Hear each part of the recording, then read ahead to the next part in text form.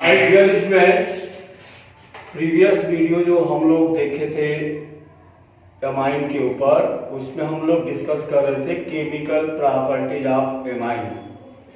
हमने जो aliphatic amine था उसकी केमिकल प्रॉपर्टी का ऑब्जर्वेशन देखा। आज हम लोग बहुत ही क्रिटिकल यानी एक बहुत ही इंपॉर्टेंट चीज डिस्कस करने वाले हैं, the chemical property of aromatic amine. अगर हमारे पास एरोमेटिक एमाइन हो, जैसे एनिलीन, मान लो ये आपका एनिलीन है, निश्चित है कि अगर ये एनिलीन है, यहाँ पे NH2 ग्रुप है, तो इसके ऊपर बेंजीन रिंग की वजह से कौन सा रिएक्शन होगा? इलेक्ट्रोफिलिक सब्स्टिट्यूशन रिएक्शन होगा। अब इलेक्ट्रोफिलिक सब्स्टिट्यूशन होगा तो जो इलेक्ट्रोफाइल आएंगे वो कहाँ आएंगे? आर्थो पे आएंगे, पैरा पे आएंगे या मेटा पे आएंगे? सबसे पहले ये डिस्कशन करें। तो हमें मालूम होना चाहिए कि जो अमाइनो ग्रुप है इसमें नाइट्रोजन के पास लोन पेयर ऑफ इलेक्ट्रॉन है। लोन पेयर ऑफ इलेक्ट्रॉन होने की वजह से ये रेजोनेंस में इन्वॉल्व होता है, और जब रेजोनेंस में इन्वॉल्व होता है तो जो रिजोनेटिंग स्ट्रक्चर बनता है, आप देखोगे कि इस रिजोनेटिंग स्ट्रक्चर में ये जो आर्थो और आपका पैरा पोजीशन होता है वो इलेक्ट्रॉन डेंस हो जाता है। तो ऐसी स्थिति में अब क्या होगा? देखो अमाइनो ग्रुप है, अमाइनो ग्रुप में नाइट्रोजन के पास लोन पेयर ऑफ इलेक्ट्रॉन है, तो ये कौन सा डायरेक्टिंग ग्रुप होगा? ये होगा ortho and para directing group. और हमें मालूम होना चाहिए कि जो अमाइनो ग्रुप है ये स्ट्रॉन्ग एक्टिवेटिंग ग्रुप है। स्ट्रॉन्ग एक्टिवेटिंग ग्रुप होने की वजह से ये बहुत ही हाईली, यानी इसके ऊपर जितने भी इलेक्ट्रोफिलिक सब्स्टिट्यूशन रिएक्शन होंगे उनका जो रेट होगा बहुत ही स्ट्रॉन्ग होगा। यानी स्ट्रॉन्ग एक्टिवेटिंग ग्रुप होने की वजह से इलेक्ट्रोफिलिक सब्स्टिट्यूशन का रेट काफी फास्ट होता है। ये आप अपने दिमाग में अभी फिलहाल डालो। तो अब रिजोनेटिंग स्ट्रक्चर अगर हम देखें इसका, तो जो रिजोनेटिंग स्ट्रक्चर हम आप यहाँ पे डिस्कस करेंगे। अब क्या होगा? मान लो ये यहाँ आ गया, ये यहाँ आ गया, तो अब क्या बन गया आपका? अब यहाँ पे आपका निगेटिव चार्ज आ जाएगा, ये बॉन्ड बन गया NH2 पॉजिटिव। अब क्या हो गया? ये जो है आपका ये यहाँ पे आ जाएगा, अल्टरनेट पोजीशन पे ये यहाँ आ जाएगा,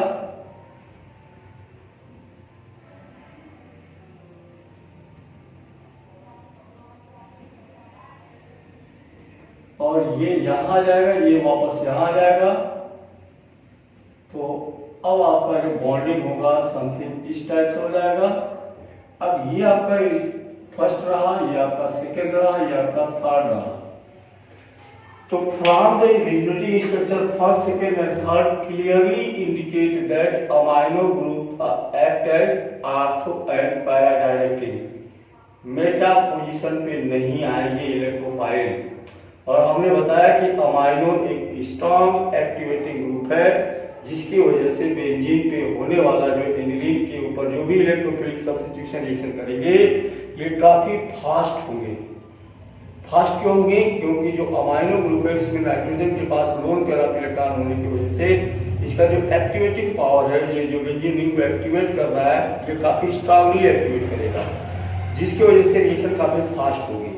अब मान लो अब हम लोग इस पे पढ़ रहे हैं इलेक्ट्रोफिलिक सब्स्टिट्यूशन। तो सबसे पहले हम देखेंगे ब्रोमीनेशन। ब्रोमीनेशन के लिए मान लो हेलोजिनेशन। तो ब्रोमीनेशन क्या होगा? Entering of bromine towards benzene ring in aniline is known as bromination. हम ब्रोमीनेशन के लिए क्या करेंगे? निश्चित है ये एनिलीन है आपका, और इस एनिलीन के ऊपर जब हम Br2 डालेंगे, Br2 वाटर, क्या होगा? अभी हमने कहा कि ये रिएक्शन जो है इनके ऊपर, एनिलीन के ऊपर जो भी इलेक्ट्रोफिलिक सब्स्टिट्यूशन होंगे उनका रेट काफी फास्ट होगा। फास्ट होने की वजह से ब्रोमीन उन तीनों पोजीशन पे आएगा, यानी हम सिंगल सब्स्टिट्यूटेड प्रोडक्ट नहीं बना पाएंगे। सिंगल सब्स्टिट्यूटेड प्रोडक्ट हम नहीं बना पाएंगे। तो क्या बनाएंगे? नहीं बनाएंगे, उसका एक क्रिटिकल कंडीशन होगा। तो हाईली एक्टिविटी ग्रुप होने की वजह से या स्ट्रॉन्ग रेट होने की वजह से ब्रोमीन तीनों पोजीशन पे आएगा, तो निश्चित है कि 3Br2 यूज होगा और हमें जो प्रोडक्ट मिलेगा वो मिलेगा NH2, यहाँ भी Br आ जाएगा, यहाँ भी Br आ जाएगा और यहाँ भी Br आ जाएगा और निकल जाएगा 3HBr। अब इसका नाम क्या हो गया, 2,4,6 ट्राई ब्रोमो एनिलीन। जो व्हाइट प्रेसिपिटेट होगा इसको हम कह सकते हैं 2,4,6 ट्राई ब्रोमो एनिलीन।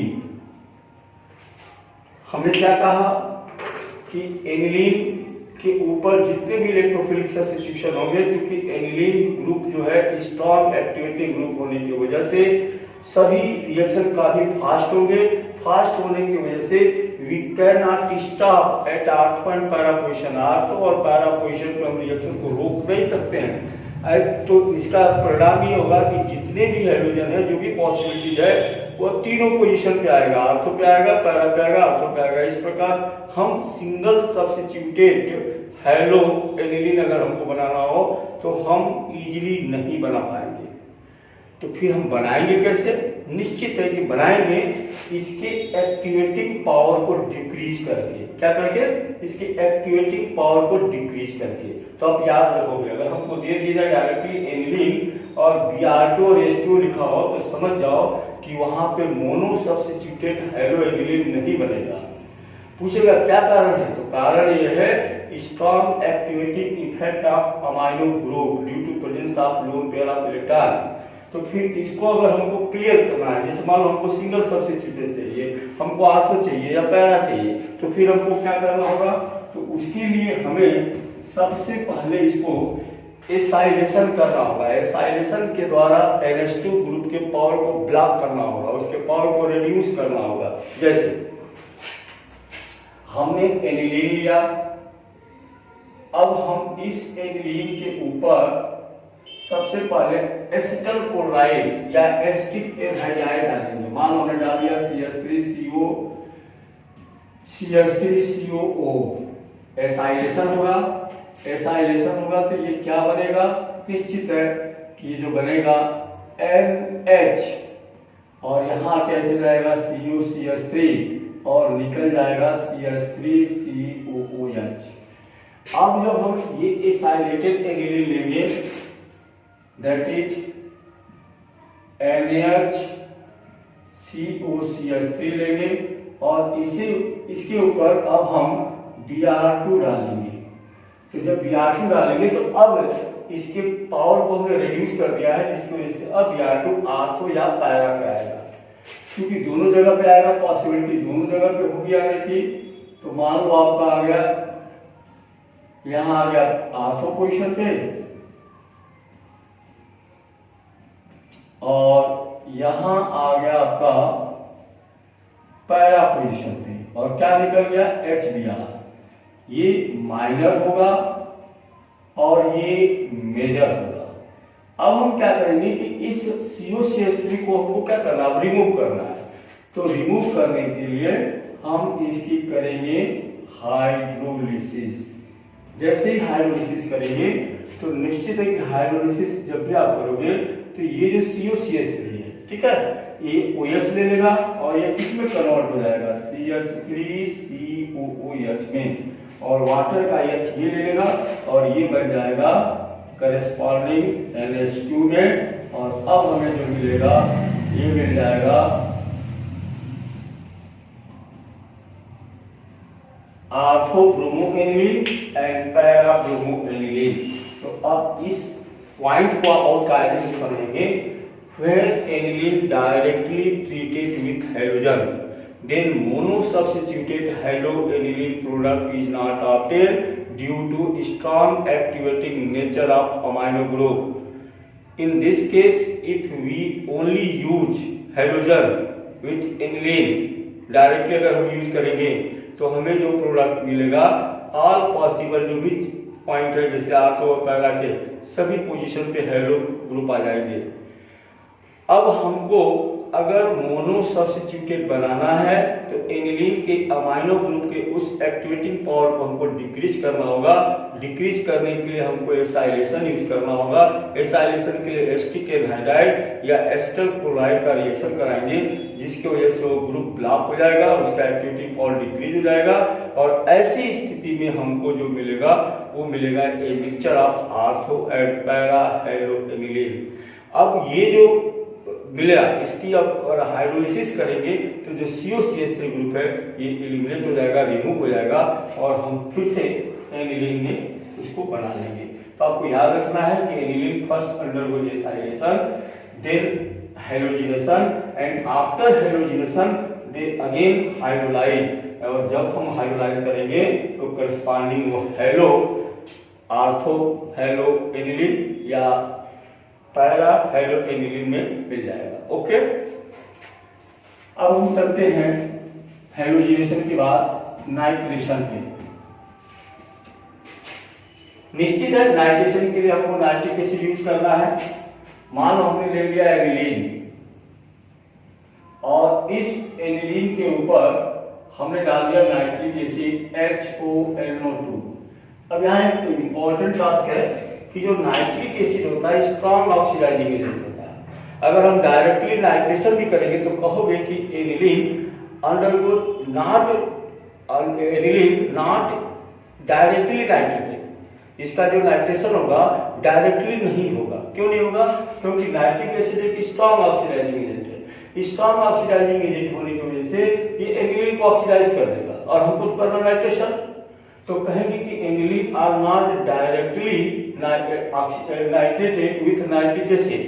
अब हमको यहाँ पे लेना होगा कंसंट्रेट H2SO4 और जब हम कंसंट्रेट H2SO4 लेंगे और नाइट्रिक एसिड यूज करेंगे तो हमको जो प्रोडक्ट मिलेगा काफी अनएक्सपेक्टेड प्रोडक्ट मिलेगा। जनरली हमको प्रोडक्ट क्या मिलना चाहिए था, या तो तीनों पोजीशन पे आना था NO2 को, या फिर आर्थो और पैरा मिक्सचर मिलना था, लेकिन काफी अनएक्सपेक्टेड प्रोडक्ट मिलेगा और प्रोडक्ट मिलेगा हमें एक मिक्सचर ऐसा मिलेगा कि आप उसको देख के कंफ्यूज हो जाएंगे। ये आ गया पैरा ब्रोम, ये आप कहां पे आ जाएगा पैरा नाइट्रोएनिलीन और ये होगा 51% प्लस ये मेटा पे आ जाएगा और ये होगा 47% प्लस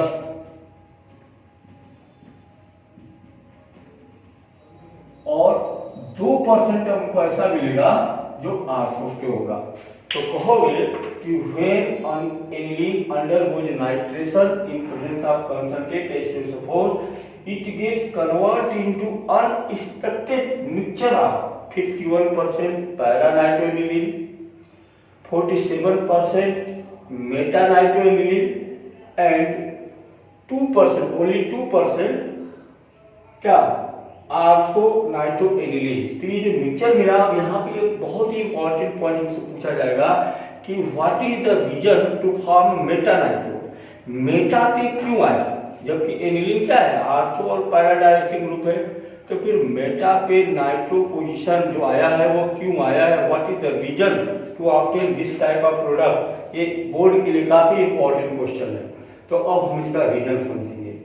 कहोगे कि actually aniline act as artho and para directing group, but during nitration we can use concentrate H2SO4 और ये जो H2SO4 होगा निश्चित है कि एसिड है, एसिड क्या करेगा प्रोटॉन रिलीज करेगा और उस प्रोटॉन से ये जो NH2 है ये धीरे धीरे कन्वर्ट हो जाएगा NH3 पॉजिटिव में, जिसको हम कहेंगे एनिलीनियम आयन। क्या कहेंगे एनिलीनियम आयन।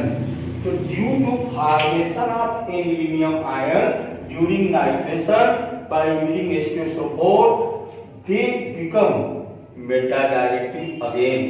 तो ये आर्थो और पैरा डायरेक्टिंग तो होगा, लेकिन आर्थो और पैरा डायरेक्टिंग के साथ साथ क्योंकि H2SO4 आपने यूज किया है एनिलीनियम बन गया, एनिलीनियम जो है मेटा डायरेक्टिंग हो जाएगा and this is the reason that during nitration unexpected product like artho, meta and para, all these three mixture nitroaniline can be obtained, but हमको मेटा नहीं चाहिए, हमको केवल आर्थो और पैरा चाहिए।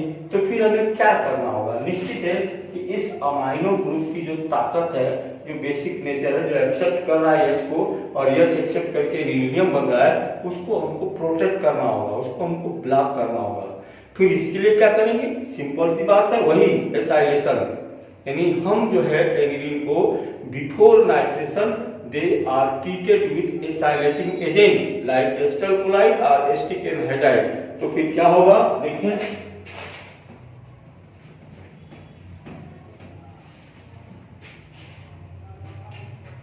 हम एनिलीन ले लेंगे,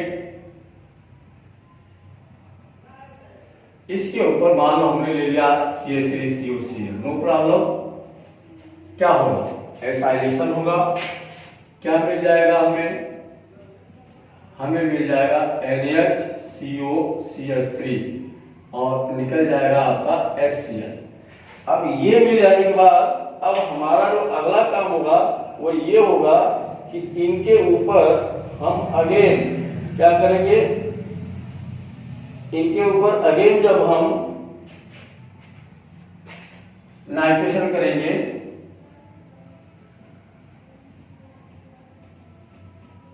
अब इनके ऊपर नाइट्रेशन करेंगे, वही HONO2 that is nitric acid, ये इलेक्ट्रोफाइल हो जाएगा इन प्रेजेंस ऑफ H2SO4। तो अब यहां हमें जो मिलेगा वो मिलेगा a mixture of para nitro and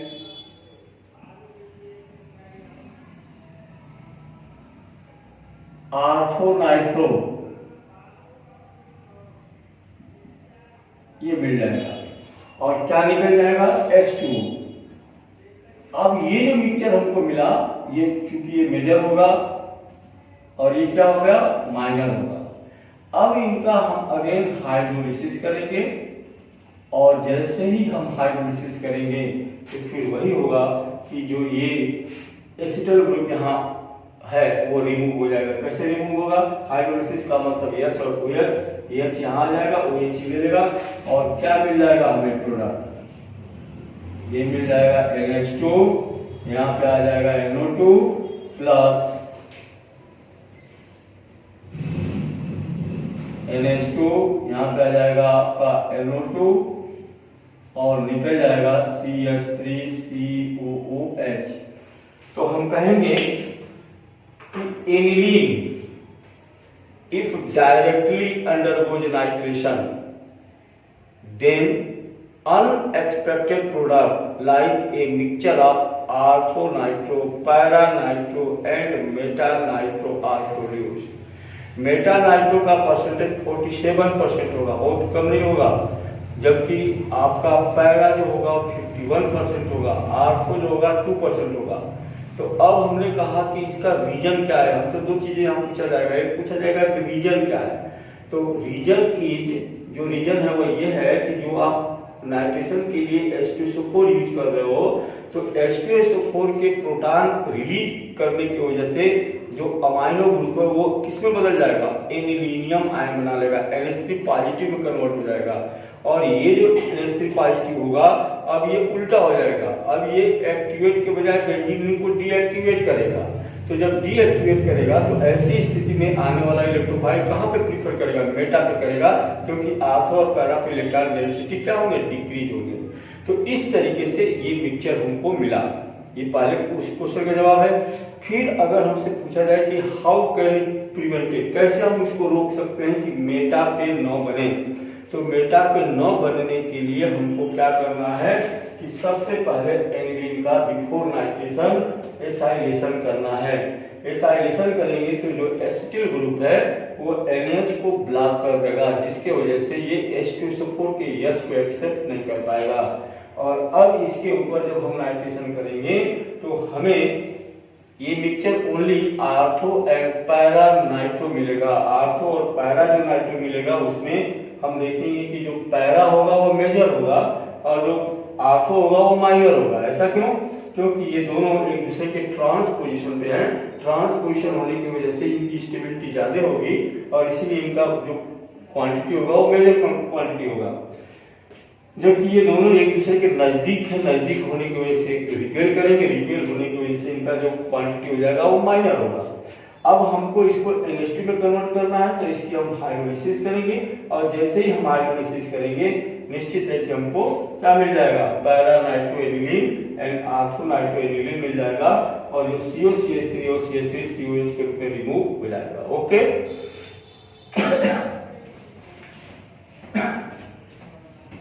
अब हम लोग चलते हैं सल्फोनेशन पे। सल्फोनेशन में हमने कहा कि सल्फोनेशन में आपको क्या करना है कि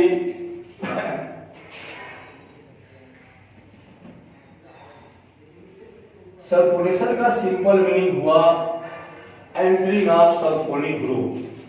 क्या लेंगे हम, sulphuric acid that is HOSO3H concentrated, generally ये टेम्परेचर 453 केल्विन पे रिएक्शन होगा, और ये NH2 ग्रुप है। अब यहां सोचोगे आप, चूंकि ये क्या है, ये एसिड है और ये बेस है, तो पहले स्टेप में तो ये एक प्रकार का साल्ट बनाएगा। कैसा साल्ट बनाएगा, आप देखोगे NH2 है, ये प्रोटॉन को एक्सेप्ट करके बन जाएगा NH3 पॉजिटिव, और ये HSO4 निगेटिव से अटैच हो जाएगा। क्लियर? तो कहोगे कि when aniline undergoes sulfonation, first it get convert into salt due to basic nature of aniline। और अब क्या होगा कि जब आप इस साल्ट को, हमने कहा कि जब आप इसको टेम्परेचर दोगे तो अभी इंटरमीडिएट बना, तो आप यहाँ पे टेम्परेचर को आप दिखाओगे कि जैसे ही इसे आप टेम्परेचर दे रहे हो, कितना 453 to 473 केल्विन टेम्परेचर, तो ऐसी स्थिति में अब ये अपने स्टेबल पोजीशन को जाने को सोचेगा। स्टेबल पोजीशन इसका क्या होगा, ट्रांस पोजीशन होगा, और ट्रांस पोजीशन पे जब जाएगा तो ये बना लेगा आपका, ये कन्वर्ट हो जाएगा आपका, देखो यहाँ पे आ जाएगा NH3, पहले ऐसे लिखो NH2 पॉजिटिव, NH2 आ जाएगा, और यहाँ पे SO3H आ जाएगा, और क्या निकल जाएगा, H2O निकल जाएगा। अब ये जो बना, आप देखोगे कि यहाँ पे NH2 है, ये बेसिक नेचर है, ये SO3H है, एसिडिक नेचर है, तो ये इमीडिएट एक प्रकार का ज्यूटर आयन बनाएगा। कैसा बनाएगा ज्यूटर आयन, तो ज्यूटर आयन आपका होगा, ये हो जाएगा आपका NH3 पॉजिटिव, और ये हो जाएगा SO3 निगेटिव। तो ये जो SO3 निगेटिव और NH3 पॉजिटिव बनेंगे, ये ज्यूटर आयन कहलाएंगे। कौन सा आयन कहलाएंगे, ज्यूटर आयन। क्यों ये ज्यूटर आयन कहलाएंगे, ज्यूटर आयन एक ग्रीक वर्ड है जिसका मतलब होता है डाइपोलर। तो कहोगे कि aniline on sulfonation first converted into salt which are heated at 453 to 473 kelvin converted into sulfonic पैरासल्फोनिक aniline, और जो रिवर्सिबल होकर के ये ज्यूटर आयन बनाएगा, क्योंकि अमाइनो ग्रुप जो है बेसिक है और ये एसिडिक है, तो ये H रिलीज करेगा, H को एक्सेप्ट करेगा, और इस तरीके से ज्यूटर आयन बन जाएगा। ओके, अब हम चलते हैं इसके लास्ट रिएक्शन, और वह है Friedel craft reaction.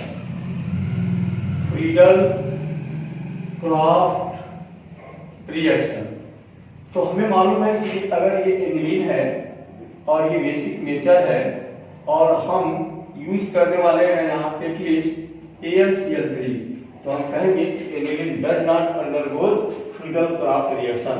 Aniline Friedel craft reaction नहीं देता है। क्यों? क्योंकि एनिलीन यूजिंग इस AlCl3 से रिएक्ट कर जाता है, और ये क्या बना लेता है, तो एक प्रकार का साल्ट बना लेता है, NH2 पॉजिटिव AlCl3, इस तरीके से साल्ट बना लेता है। तो due to formation of salt,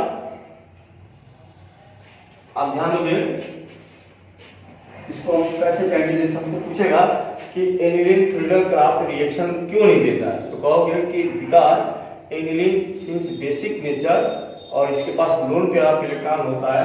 ध्यान दोगे, अगर हम इसको ऐसा लिखें C6H5NH2, निश्चित है कि इसके पास लोन पेयर ऑफ इलेक्ट्रॉन है, और जब हम कैटलिस्ट यूज करेंगे तो कैटलिस्ट में हम क्या यूज करते हैं, लेविस एसिड, और लेडीज एसिड इलेक्ट्रॉन डिफिशिएंट होता है, निश्चित इसके पास लोन पेयर ऑफ इलेक्ट्रॉन है, तो ये रिएक्शन के पहले ही लोन पेयर ऑफ इलेक्ट्रॉन इसको दे देता है। और जब ये दे देगा तो ये क्या बन गया, C6H5 NH2 पॉजिटिव बन गया और इनसे AlCl3 निगेटिव अटैच हो गया, एक प्रकार का ये साल्ट हो गया, इसको कोऑर्डिनेट बॉन्डिंग कहेंगे। And due to formation of such type of salt we can say that aniline does not undergoes Friedel-Crafts reaction like alkylation and acylation। Okay, तो इस तरीके से इस टॉपिक के बाद हम लोग का एरोमेटिक एमाइन का केमिकल रिएक्शन कंप्लीट हो गया।